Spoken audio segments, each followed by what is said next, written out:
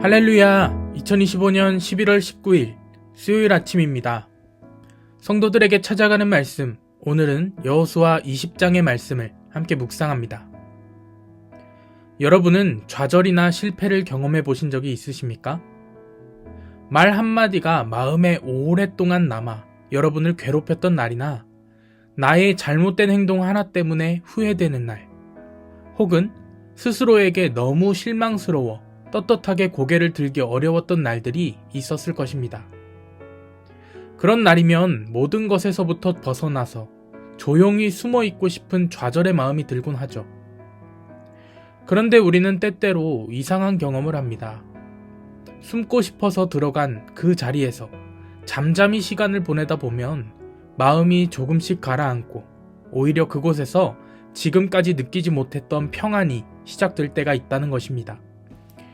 오늘 여호수아 20장은 하나님께서 이스라엘에게 도피성을 지정하라고 명하시는 장면입니다. 이 명령 안에는 하나님께서 오래전부터 준비해 두신 보호의 약속이 담겨 있습니다. 민수기 35장에서부터 하나님은 모세에게 도피성 제도를 미리 알려주셨고 약속의 땅에 들어온 지금 그 말씀이 역사 속에서 실제로 펼쳐지고 있었습니다. 도피성은 부지 중에 사람을 죽인 자를 위한 은혜의 공간이기도 했습니다. 고의가 아니었어도 피를 보게 된 순간 사람은 두려움을 느끼죠. 피해자의 가족은 자연스럽게 보복을 생각하게 되고 억울함을 설명할 기회조차 얻기 어려운 상황이 많았습니다. 그때 하나님은 그런 사람을 향해 숨을 수 있는 곳을 준비하셨습니다. 바로 도피성입니다. 유대 전승에서 도피성으로 향하는 길, 그 길은 항상 잘 정비되어 있었다라고 전해집니다.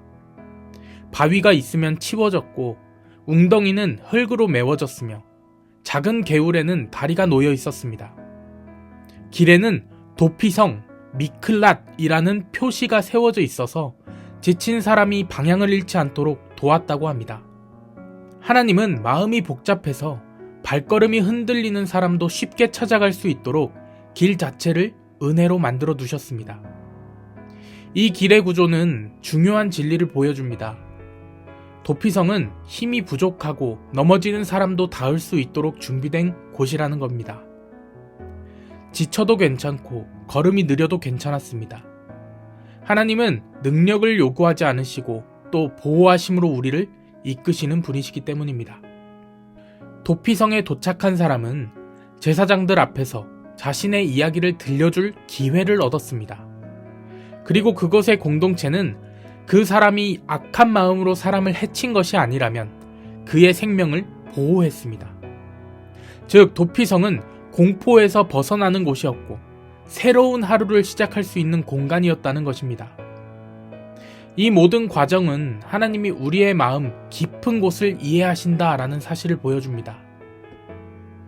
우리 삶에서도 의도치 않은 말로 누군가의 마음을 상하게 했을 때, 혹은 예상치 못한 행동으로 되돌릴 수 없는 관계가 만들어졌을 때가 있습니다. 그때 우리는 스스로를 자책하면서 아무도 없는 곳으로 숨고 싶어지곤 합니다. 그런데 바로 그러한 순간마다 하나님은 내가 길을 예비해 두었다라고 오늘 말씀을 통해서 이야기해 주십니다. 우리는 넘어지면 모든 것이 끝난 것처럼 느껴지죠. 숨고 싶은 마음은 죄책감과 무력감이라는 삶의 넘어짐 때문입니다. 하지만 하나님 앞에서의 넘어짐은 어쩌면 은혜가 될 수도 있습니다. 우리가 매일같이 마시는 물을 한번 생각해 보면 좋겠습니다. 물이 흐르는 방식에는 두 가지가 있습니다. 하나는 잔이 가득 차서 넘쳐 흐를 때입니다. 우리는 이 방식만을 이상적인 신앙의 은혜로 여깁니다.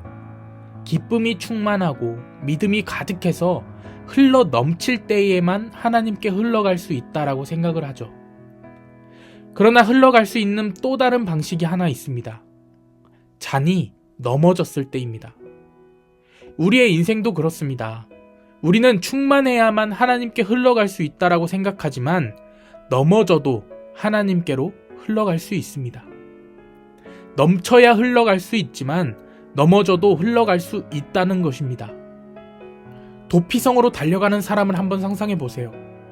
그는 결코 당당하게 걷지 않았을 것입니다. 두려움에 흔들렸고 후회에 짓눌려서 지금이라도 주저앉을 것 같은 그런 걸음이었을 것입니다. 그러나 바로 그 흔들리는 걸음이 하나님께로 흘러가는 길이 되었습니다. 평안했다면, 또 인생이 잔잔했다면 찾지 않았을 하나님의 품으로 넘어졌기 때문에 흘러갈 수 있었던 것입니다. 넘어져도 하나님께 흘러가기만 하면 됩니다. 하나님은 우리가 온전하게 설 때만 받아주시는 분이 아니십니다. 흔들리는 걸음, 부끄러운 걸음, 숨고 싶은 마음 때문에 겨우 내디딘 그 걸음도 하나님께로 향하고 있다면 그것 자체가 은혜의 흐름이 되는 것입니다. 혹시 지금 숨고 싶은 좌절 한가운데에 계신 분이 있으십니까? 돌이키기 힘든 실수, 지워지지 않는 부끄러움, 스스로 이해되지 않는 연약함 때문에 잠시라도 모든 것을 피하고 싶은 마음이 드는 분 분명히 계실 것입니다. 그러나 분명히 말할 수 있는 것은 그렇게 끝나서는 안 된다라는 것입니다. 넘어졌어도 괜찮습니다. 넘어진 자리가 하나님께 흘러가는 기회가 되는 순간 그 넘어짐은 은혜가 되는 것입니다. 이제 하나님의 방향으로 흘러가기만 하면 됩니다. 오늘 이 아침 삶의 순간들 속에서 알게 모르게 넘어져 숨고 싶은 부분들이 있다면 이 넘어짐이 하나님께로 흘러가게 하여 주시옵소서라고 기도하며 나아가는 저와 여러분 되기를 축복합니다.